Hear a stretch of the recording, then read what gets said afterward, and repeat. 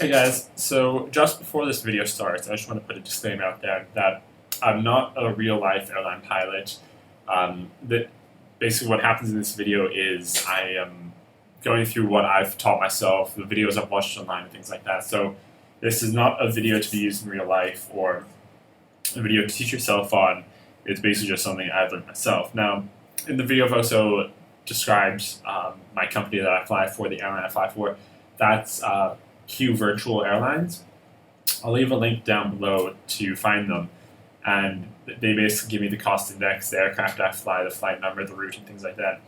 So I'll be referring a lot to that as well. And at any point in the video, you're able to stop and pause and catch up with me, because I am going a bit fast in this video, as it is a recording of the real flight that I'm flying for my virtual airline.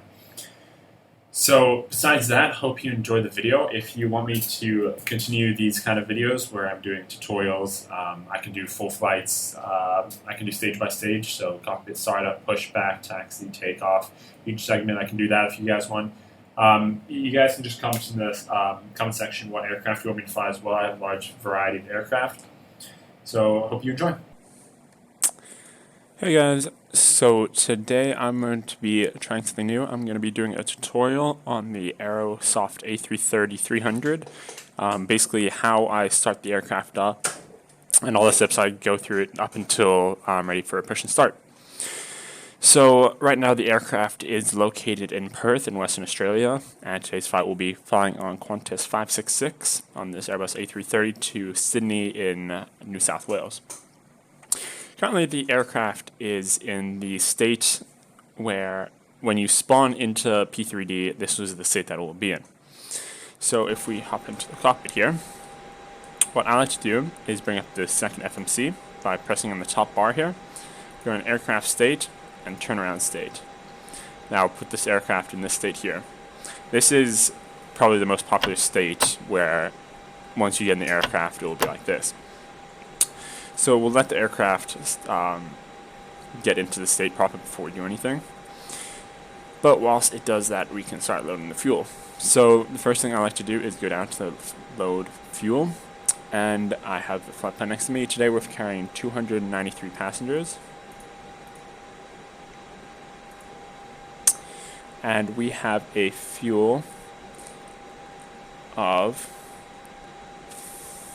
35. So we'll put 35 in here. And then we have a cargo of 23.6. Never mind. 23.6. And then for the sake of video, I'll just click load instant, so it'll load automatically. And then we can come. Since I'm not running in GSX, I'll just close the doors, so it'll make the process much faster. And we can close that. So we see that we got the load sheet printed out, so if we click on that, we can see correct 26, 57. That's fine, so we'll leave that there, we'll need it for the FMC. Now we will start from the top down. In Airbus, you have these panels here. We start from the top left and we'll make our way down. So IRS is there. Center one, we need to turn the fuel pumps on. If we zoom in a bit, we can turn the APU on because we'll be pushing back very shortly. We don't need the dome light on because it's daytime, and we can turn the seatbelt signs on. So for me, the overhead panel looks fine with that. We're still running on external power before we boot up the GPU, so that is fine. Come down here, since we are not flying online, we can set a random cruise altitude so we know that we need to climb, and we can set the QNH. So we move down here, so we have the random altitude, QNH set. These are self-managed mode, and same with the VS, so that is good. We can come down, we have the TCAS stab mode, so we will turn that on once we're ready for push. And we can come down and do the FMC. So in the FMC, this is what the startup page will look like. You're going to click on FMC, make sure that these are all right. And the first thing you want to do is click commit. Now this is where you'll put your departure and destination. So we're in YPP Page, and we're going to YSSY Sydney. We do not have a company route for that, so for this sake of the video, I'll be entering the route manually. If we come out of there, we have a alternative of Yankee Sierra Charlie Bravo, which is Canberra. Put that in, and then we got our flight number. We are Qantas 566. Cost index, I fly from Virtual Airlines, they give me a cost index of 80. And we'll say we'll cruise at 34,000 feet today. We can request the IRS, confirm, come out here, and then you want to click on the next page button, and this is where you enter the zero fuel weight and block fuel. So zero fuel weight is 175542, and the block fuel should be somewhere up here. If we go on the fuel page, 34990. The good thing about Aerosoft is you can just click on the side here and it will enter it all in. So that's done there. We've done the init page, and now we can go to the flight plan page. Here we will basically just be creating our route. So we can actually get rid of this as well. So out of Perth, we are expecting runway 03 and the Hecto 2 departure. I'll put the route on the page that I'm entering right now. So as we scroll down, we can go to the last waypoint, the Hecto, and we can enter an airway. On the route, it says the next airway is Yankee 135, so we go Yankee 135. Then Juliet 15.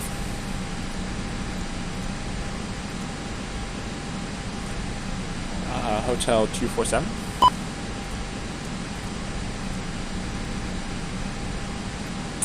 Now it says that was not allowed, so we have the two same waypoints, and we can just make sure that after Hotel 247 it is November Alpha Tango Yankee Alpha, so we can enter that in.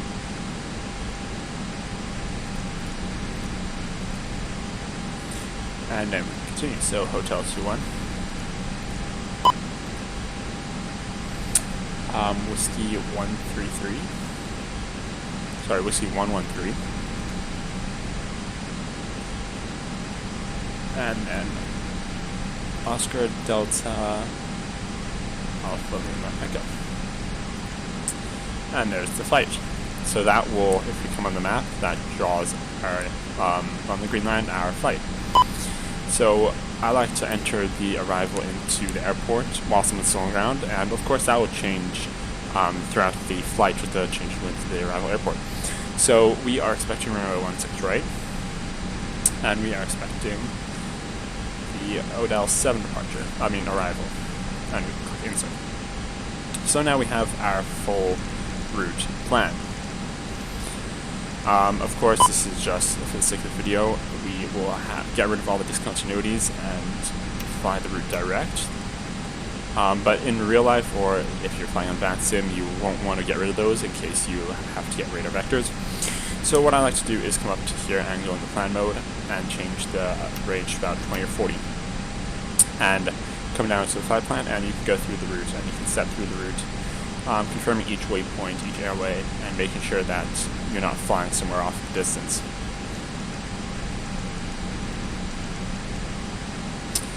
And there we go. So, for the sake of it, I'll leave this flight discontinuity into the FMC for my arrival. And once I'm in cruise, I'll start planning the arrival fully once we're ready to go.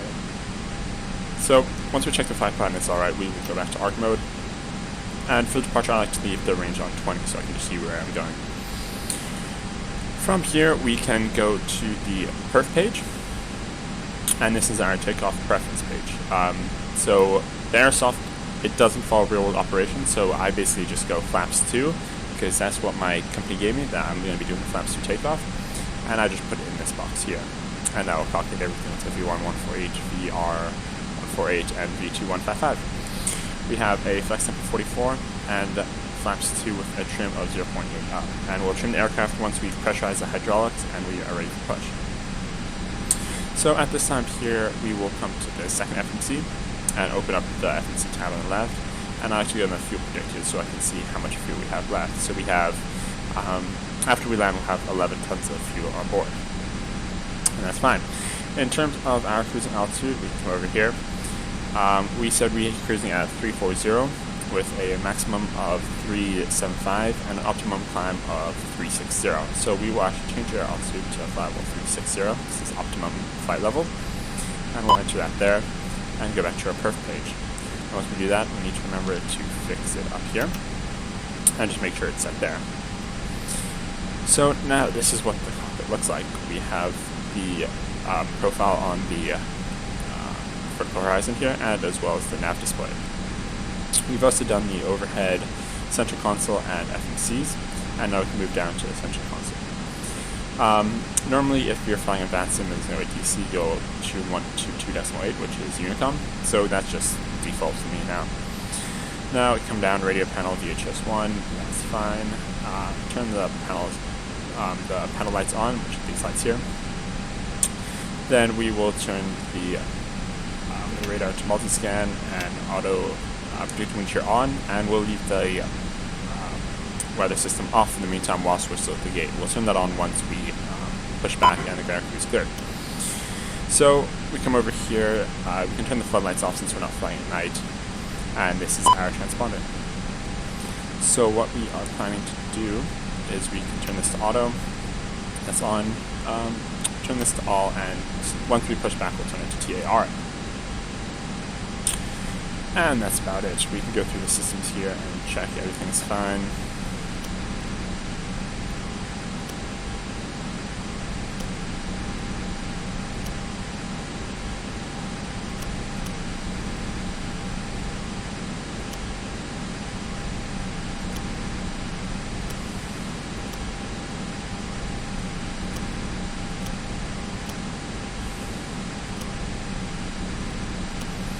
And there we go.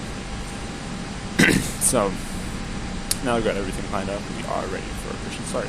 So what we can do is we have disconnected the jetway, we can open up the secondary FMC again, and we can get rid of all the ground equipment once we've confirmed that the view is on.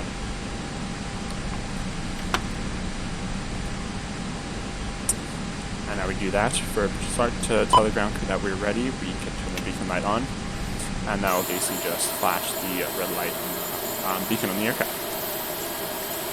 So that is it for today's video. Hope you guys enjoyed. Hope this is helpful for you. If you want more videos for different aircraft, if you have the 737, 74, 777, just leave in the comments and tell me what you guys think. Thanks.